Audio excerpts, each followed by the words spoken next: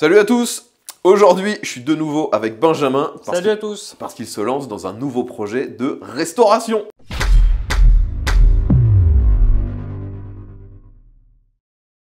Donc les amis, si vous avez suivi la précédente série sur la restauration de la Cappuccino, vous reconnaissez les lieux, vous reconnaissez Benjamin. Et aujourd'hui, donc, on se lance dans une nouvelle série parce que tu as encore... Une nouvelle voiture. Une nouvelle voiture à restaurer. Bon, explique-nous, qu'est-ce que c'est que ce véhicule, d'où il vient? Que ce poussin jaune. Voilà. Bon, en fait, je dis ça, mais si vous avez vu aussi sur ma chaîne, je l'ai déjà testé, cette voiture. Bon, pas la même. C'était le même modèle, mais j'ai pas testé cette voiture-là. Celle-ci est à restaurer. Moi, celle que j'ai testée était déjà restaurée. Enfin, je vous mets un lien dans la description si vous voulez aller voir le test de la voiture. Maintenant, dis-nous. Donc du coup, vu que vous avez sûrement déjà vu sur la chaîne de Lunaris, c'est une Nissan B1. Base d'une toute première Nissan Micra. Ouais, c'est ça. Rappelle-nous, c'est de quelle année? 87. Fabriqué à environ 10 000 exemplaires normalement. Il me semble, quelque chose comme ça. C'est les Pike Factory. Ouais, voilà. Pour refaire très rapidement un topo, si je me souviens bien, donc c'est une voiture qui a été faite par Nissan, bien sûr, mais qui était à l'époque vendue avec un système de distribution un peu bizarre, les voitures de la Pike Factory, donc c'était des voitures un peu, on va dire, différentes de ce que Nissan proposait habituellement. C'était des éditions limitées. Et il fallait participer à une loterie pour avoir le droit de l'acheter. Et d'ailleurs, si vous avez suivi sur ma chaîne, il y avait donc dans cette Pike Factory la B1, qui était, si je me souviens bien, la première. Ouais. Ensuite, il y a eu la... Figaro. Alors la Figaro, je crois qu'elle est sortie en 3 ou 4e. C'est la Pao. Il y a eu la Pao, il y a eu la Figaro... Et puis j'en oublie une. Il y a, une que vous n'avez jamais vue sur ma chaîne, la Escargot, voilà, qui est un utilitaire. Et on peut même rajouter le Rachin, qui est un genre de 4x4, mais c'est pas du tout le même gabarit, le même genre de voiture. Donc à l'époque, cette voiture se voulait un peu innovante. C'était un néo-rétro un peu avant l'heure. Et c'est sur la base, comme tu l'as dit, d'une Nissan Micra. Bon, ce que tout le monde se pose comme question, c'est comment tu t'es procuré une voiture aussi rare, parce que ça a été vendu qu'au Japon. Oui. Alors, ça a été un peu une surprise, son arrivée.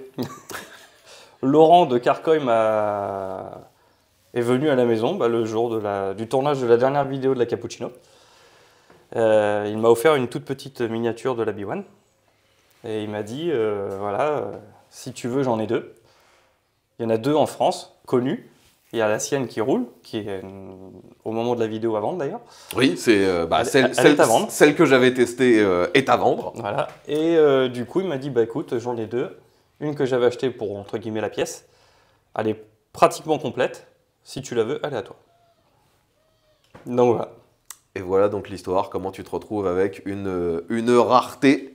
Voilà. Mais à restaurer, parce que comme tu l'as dit, c'était une voiture qui à la base était destinée à servir un peu de banque de pièces.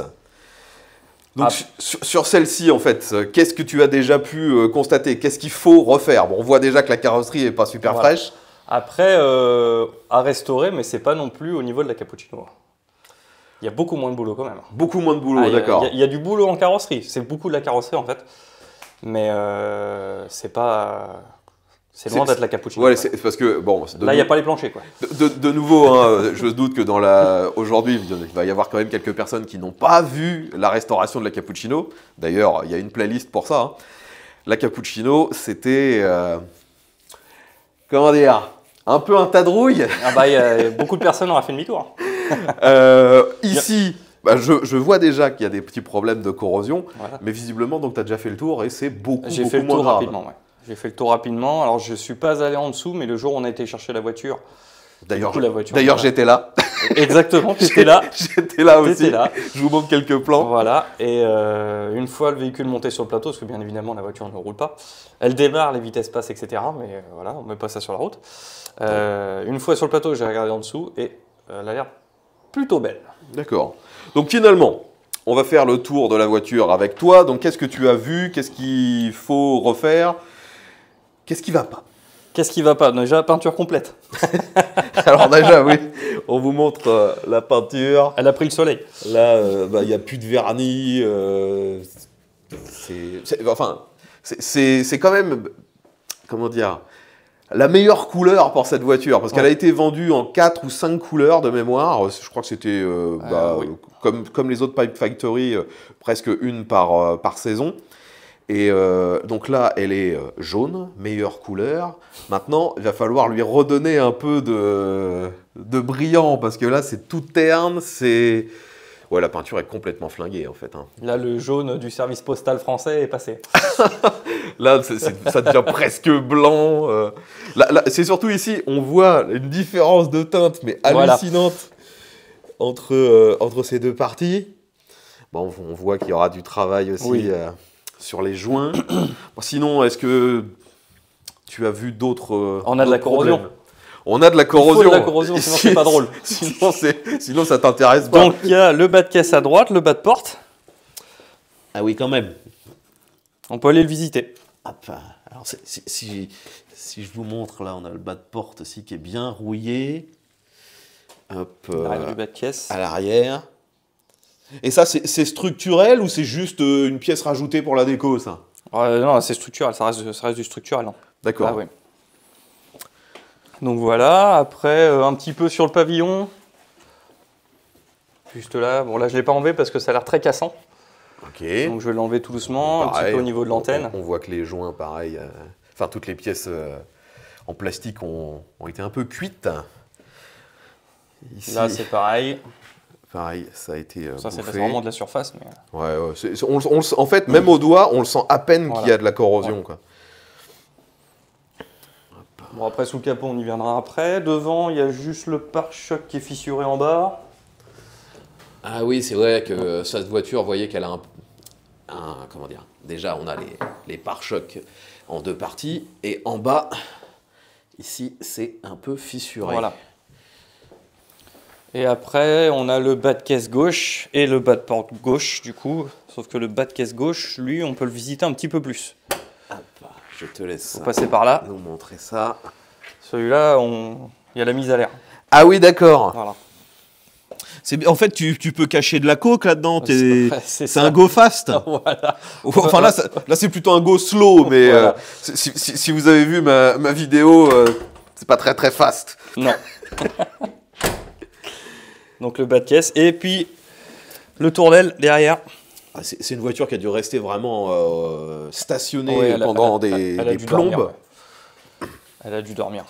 Bon, sinon, je vois que les feux ne sont pas cassés. Non, il y a juste le clignotant avant gauche ou avant droite qui est fissuré. Mais, parce que comment dire, les pièces qui peuvent être, à mon avis, très très compliquées à trouver, c'est justement tout ce qui est comment dire, spécifique à cette voiture, donc les feux, certaines pièces d'habillage, parce que on a dit mécaniquement, c'est sur une base de Micra, donc là-dessus, il n'y a pas trop de difficultés pour retrouver des pièces, mais par contre, oui, tout ce qui est vraiment carrosserie, habillage, bah, c'est commun avec rien d'autre, et ça n'a été vendu qu'au Japon en édition limitée, donc même au Japon, ça risque d'être parfois, à mon avis, compliqué. Ouais.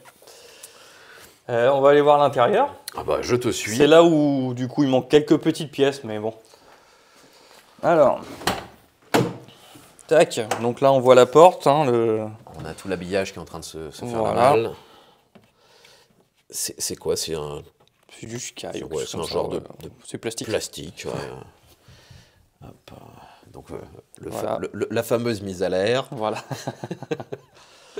Après, l'intérieur, les housses de siège, l'entrée de siège droite est un peu abîmée. Là, on voit que c'est un peu usé. Voilà. En sachant que elles sont démontables et lavables. D'accord. C'est ce que Laurent m'a dit. Donc Laurent, si tu vois cette vidéo, si c'est pas bon, je m'occupe de toi. Donc pareil, on voit qu'elle a pris l'humidité. Hein. Il y a des traces un peu partout. À l'arrière, sinon, ça a l'air d'être encore en assez bon état. Oui. Le siège passager, lui aussi, n'a pas l'air si... Enfin, il est sale, il est taché. Mais j'ai pas l'impression qu'il soit complètement déchiré.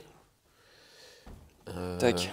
Qu'est-ce qu'on a d'autre? Ah oui, là, je vois le tableau de bord. Le tableau de bord. Qui risque d'être un un souci. Voilà, alors j'ai commencé à regarder un petit peu pour les pièces. Ouais. À première vue, il y a encore du stock de pièces pour elle chez Nissan, au Japon. Ok. Tableau de bord inclus.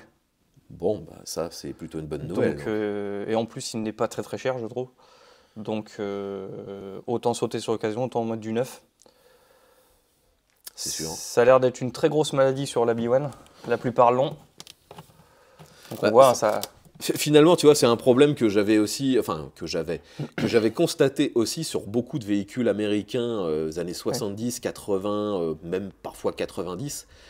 Souvent, les véhicules qui sont en Californie, enfin, dans les endroits où ça chauffe beaucoup, on avait ce genre de fissures, de craquelures. Je sais pas, vous verrez peut-être mieux si je me mets de l'autre côté.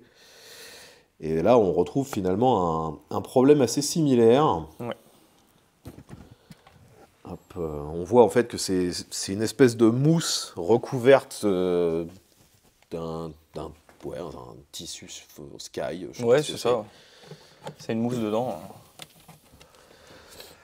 Ensuite, les coques de volant, il y en a une qui est cassée. Ah oui. Ça c'est pareil, c'est dispo chez Nissan. Bon. Il manque le bouton de dégivrage arrière, donc c'est une boîte auto. Oui, exactement la même chose que sur celle que j'ai pu tester. Après, le plafonnier est abîmé, il est complètement cuit. En fait, il est complètement cassant. Le plastique est mort. Le ciel de toit, sinon ça va. Il est propre. Il est propre. La petite poignée qui va là, on la voit pas, mais je l'ai. Les ceintures derrière, elles sont pas montées, mais je les ai. Pour ça, elle est pour ainsi dire complète. Hein. Ouais, finalement, en fait, il avait pris ça comme banque de pièces, mais il s'est pas servi de grand-chose. Je pense qu'il a dû au final inverser avec ses pièces, peut-être. Ah, peut-être, oui. Peut-être. Ouais. Bah, d'où d'ailleurs le coffre. Hop. Pour ça qu'il n'est pas de la même couleur. Oui, ça se justifie. Voilà. Donc on voit que ça manque d'habillage aussi. Voilà, là. la plage arrière, je l'ai. C'est du bois recouvert d'un sky aussi. Mais complètement cuit, donc ça va être à refaire aussi. Ok. Même les enceintes, elles sont cuites. Celle-là, là. Ouais, en plus, c'est des enceintes en papier, ça. Ouais. On va mettre des trucs un peu mieux. Il va y avoir plus de puissance en sono que de la puissance moteur. Voilà. D'ailleurs, le On y moteur. va. C'est parti.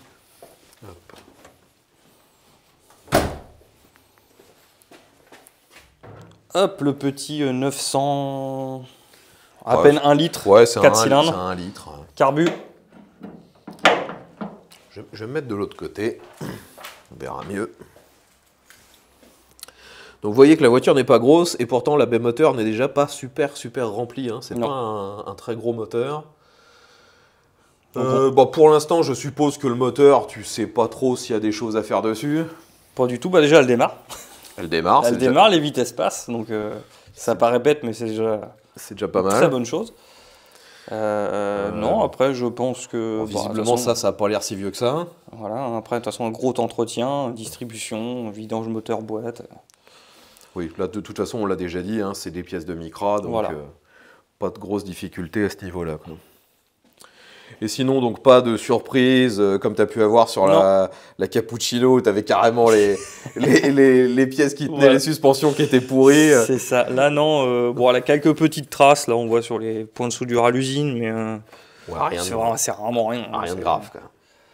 Après, non, même sous le capot, elle est vraiment saine. Bon. Ça, c'est cool. Bon, puis après, je suppose que ton but, c'est de la remettre strictement d'origine. Sauf peut-être les jantes. Il va peut-être y avoir un écart. Après, on voit que ce sont des jantes quand même relativement banales. Hein. Elles sont couleur carrosserie, mais c'est de la jante tôle. Donc oui, c'est... Elle aura peut-être des jantes comme beaucoup de personnes mettent sur les Mini Light. Ouais. Je trouve ça super joli. J'ai vu des photos sur Internet de personnes qui l'ont fait et je trouve que ça lui va super bien la voiture. Sans pour autant faire du tuning ou quoi que ce soit. Oui. Bon, de toute façon, après, je pars toujours du principe que changer les jantes, c'est pas vraiment un tuning ou quoi que ce soit, vu que ça prend 5 minutes à revenir à l'origine. Hein. Voilà. Bien. Donc voilà. Donc le projet, tu penses qu'il va te prendre longtemps, plus, moins que la Cappuccino? Déjà, il a pris plus de temps que prévu. Parce qu'il faut savoir que la voiture est arrivée début décembre à la maison. Elle est arrivée début décembre, mais je me suis blessé et je fais que d'en sortir. Ouais, pour l'instant, t'as rien fait dessus. J'ai rien fait du tout depuis qu'elle est arrivée. Elle est arrivée, je l'ai posée au fond du sous-sol. Et 15 jours après, je me suis blessé. Donc, Bon, ça va, t'es en train de te remettre. c'est en train de revenir. Déjà, j'ai retrouvé mon bras. Bon, bah écoutez les amis, n'hésitez pas dans les commentaires à nous dire ce que vous pensez déjà de cette voiture. Est-ce que vous la connaissiez? Si vous ne la connaissiez pas, bah, je vous invite de nouveau à aller voir le test que j'ai pu en faire. Et puis, donnez votre avis, partagez, abonnez-vous, enfin, comme d'habitude. Voilà.